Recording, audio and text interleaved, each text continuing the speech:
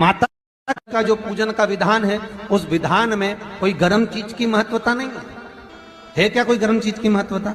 फिर भी दुनिया के लोग अपनी बुद्धि लगाकर माता की जब पूजन करने जाते हैं तो वहां अगरबत्ती भी जलाते हैं और दिया भी जलाते हैं। अब एक तरफ तो तुम माता को ठंडा पानी का भोग लगा रही हो, एक तरफ तो ठंडा भोजन चढ़ा रही हो, एक तरफ तो ठंडे का प्रयास कर रही हो, और ऊपर से माता को तुम दिया लगाकर अगरबत्ती लगाकर तुम माता को सम्मुख में गर्म तत्व को प्रदान कर रही हो। और फिर आकर कहती हो कि मेरा बच्चा क्यों बीमार पड़ता है, मेरे पति को आगे बार बार ये कष्ट क्यों आता है, घर में लोग चिड़चिड़े क्यों हो जाते हैं, घर में लोग क्लेश क्यों करते हैं, आखिर कारण क्या है? तो कारण तो तुम खुद हो कि जो चीज लिखी है वो ना करते हुए दुनिया जो कर रही है तुम वो करना चाहते। तुम भगवान की पूजन उस विधान से नहीं करना चाहते जो विधान शास्त्रों में।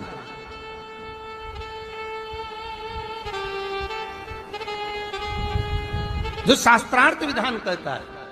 महाराज, शीतला माता की पूजन में कहीं ऐसा लिखा है कि तुम दिया लगाना, अगरबत्ती लगाना? शीतला माता की पूजन में लिखा है 1 लोटा पानी लेना, उस जल में पुष्प आदि लेकर माता को ठंडा भोजन का सुंदर भाव से माता का स्नान कराकर पूजन करना, अर्चना करना, कुंकू, चावल, रोली, मोली जो चढ़ा सकते हो, चुनड़ी, वस्त्र आदि जो चढ़ाना हो चढ़ाओ। पर यह नहीं लिखा कि तुम दिया भी लगाना कि अगरबत्ती भी लगाना, क्योंकि गर्म तत्व मत चाहिए माता। वो शीतल है, शीतला। और अगर तुम दिया लगा भी रहे हो, मान लो दिया अगर तुम लगा भी रहे हो तो उसके सम्मुख ना लगे, उससे दूर, बहुत दूर। ठंडे समय में, शीतल समय में शीतला माता ने यह नहीं किया कि रोटी बना के उठो और थाली लेके लाइन में लग जाओ। तुम देखना, शीतला माता की पूजन करने लोग जाते ना शीतला सप्तमी, शीतला अष्टमी पे, बस 11 बजे तक तो रोटी बनाती रहेगी, सामान बनाती रहेगी, 1-1.5 घंटा में ठंडा हुआ, 12:30 बजे उठ के सीधे लाइन में लग जाएगी, जल्दी से पूजन करके सो जाऊंगी, काम खत्म। शीतला माता ने भी सोच लिया, बस तूने मुझे बेवकूफ बनाया, अब रुक जा तू। 11 बजे तक भोजन बनाया, 10 बजे तक भोजन बनाया, 1 बजे रात को लाइन में लग गई पूजन करने के लिए। 1 बजे रात को न जाने किसने पहला दी कि 1 बजे रात को लग जाओ लाइन में, सुबह तक पूजन करके अपने घर आ जाओ, फिर आराम से आके सो जाओ। अब इतनी जल्दी क्या है भगवान के पूजन की? माँ की पूजन करने जा रहे हो, माता से लाड़ लड़ाने जा रहे हो, अपनी माता से अपने दिल की बात कहने के लिए जा रहे हो, अपने स्नेह की बात कहने के लिए जा रहे हो, तो धीरे धीरे प्रेमवश आनंद से माता की आराधना शीतल समय में, ठंडे समय में। ठंडे समय का मतलब है भीतर से ठंडे होकर, अपने भीतर से ठंडे होकर। अब अपने भीतर तो ठंडा ही है ही नहीं ना, जल्दी जल्दी चलो, और आदि बहुत पतली खुशी है, और और ये कितना बड़ा कपड़ा थाली पे ढाक ढुका के लाइन में खड़ी है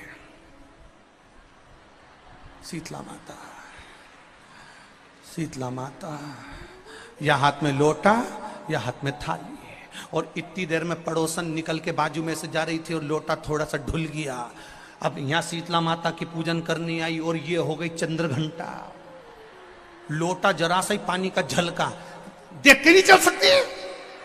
ठंडा भोजन हाथ में, लोटा ठंडा पानी का, और अंदर अग्नि। शीतला माता भी कह रही इसको अजान दो पहले, इसको क्या मतलब? भीतर से शीतल हुई है, भीतर से ठंडे हुई है। चित्त, वृत्ति, मन जब भीतर से शीतल होगा, ठंडा होगा, तो मेरी शीतला माता, तुमने पूजन करा ना करा, मेरी शीतला माता प्रसन्न हो जाएगी। बस भीष्म भूमि पर गिरा, और भूमि पर गिरने के कारण उससे एक वृक्ष उत्पन्न हुआ जो नीम का वृक्ष कहलाता है, नेवाड़ी का वृक्ष कहलाता है। इसलिए साउथ में, दक्षिण में नीम के वृक्ष को स्वयं देवी का प्रतिबिंब माना जाता है। नीम के वृक्ष को स्वयं माता का प्रागट्य उत्सव माना जाता है। नीम के वृक्ष को स्वयं देवी का भाव वर्णित किया जाता है। और बहुत सुंदर बात है महाराज जी, जिसके शरीर में माता निकल गई हो, दाने दाने पड़ गए हो पूरे शरीर में, बुखार भी बहुत तेज आ रहा हो और पूरे शरीर में माता जी निकल गई हो, एक लोटा पानी जिसके शरीर में माता जी निकली है उसके पास में रख दो और वो पानी उठाकर नीम के पेड़ में उस व्यक्ति के ऊपर से 7 बार उतार के नीम के पेड़ में डाल दो। 3 दिन के अंदर उसकी माता जो शरीर में निकली हुई है, दाने दाने पड़े हुए हैं, जो बुखार बहुत तेज आ रहा है, उसमें धीरे धीरे आराम मिलना प्रारंभ हो जाता है। यहां तक शास्त्र कहता है कि किसी व्यक्ति को अचानक बहुत तेज बीमार आ गया, बहुत तेज बुखार आ गया, या एकदम, हम तो यहां तक कहेंगे कि ये वायरस चल रहा है, महामारी चल रही है और कंठ में भी आपको अगर जलन पड़ रही है, कंठ रुक रहा है, बुखार बहुत तेज आ रहा है, शरीर में ताप है, डॉक्टर को दिखाओ मना नहीं है, सब कुछ करो मना नहीं है, और 1 लोटा पानी अपने ऊपर से उतार कर 21 बार नीम के पेड़ में ले जाकर नाम गोत्र बोलकर डाल दीजिए और नीम के पेड़ के नीचे की मिट्टी को अपने कंठ पर लगा लीजिए। 20 से 25 मिनट बाद आपको आराम लगना प्रारंभ हो जाएगा। ये उमा देवी है। जगह की मिट्टी काया के रोग को ठीक कर देती है महाराज। अगर किसी व्यक्ति को चर्म रोग हो गया, कुष्ठ रोग हो गया, चमड़ी सफेद पड़ गई, रोग समाप्त नहीं हो रहा, बढ़ते जा रहा है, औषधियां आपने बहुत कर ली, तो 3 जगह की मिट्टी आपको फल प्रदान करेगी। पहला, सूर्य कुंड की मिट्टी। स्कंद पुराण सूर्य कुंड कहां पर है? तो कहा दतिया और झांसी के बीच में सूर्य कुंड निवास करता है। उस सूर्य कुंड की मिट्टी को लाकर जिस व्यक्ति को कुष्ठ रोग हो गया हो, शरीर की चमड़ी सफेद पड़ गई हो, स्कंद पुराण कहती है सूर्य कुंड की मृदा लगा लेने से 5 से 7 दिन में रोग समाप्त होने लगता है महाराज। पर सूर्य को सर्वाधिक प्रियता क्या?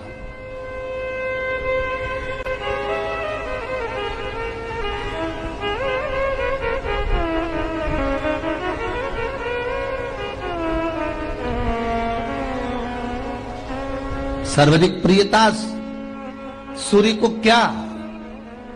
क्योंकि सूर्य तपता है, तो उस तपन को मिटाने के लिए सूर्य देवता के शरीर पर गाय का घृत मला जाता। जैसे शनि को तेल लगाया जाता है, सूर्य को घृत मला जाता। इसलिए सूर्य कुंड का एक नियम है कि सूर्य कुंड पर से अगर हम मिट्टी लेकर आते हैं, शरीर पर लगाने के बाद जब शरीर का चर्म रोग समाप्त हो जाए, सफेद चमड़ी अपने वापिस रंग में आ जाए, तब आप जितनी कामना कर कर आते हैं उतना घी उस सूर्य कुंड के पास में डालना पड़ता है। 1 किलो, 2 किलो, आधा किलो, 250 ग्राम, 25 ग्राम, 50 ग्राम, जो आपने कामना करी है उतना चढ़ाना पड़ता। पर वो घी गाय का होना चाहिए और उस घी का प्रयोग कोई नहीं कर सकता। इसलिए आज भी स्कंद पुराण में तो केवल सूर्य कुंड का वर्णन है, घृत का वर्णन है, पर स्थान आज भी झांसी और दतिया के बीच में जो सूर्य कुंड विराजमान है, आज भी वहां पर कुंड के पास में एक घी का कुआं है जिसमें घी डाला जाता है, पर उस घी का प्रयोग कोई दुनिया का व्यक्ति नहीं कर सकता। जो करता है वो शरीर में फपोले पड़ जाते हैं और बाद में सड़कर मर जाता है।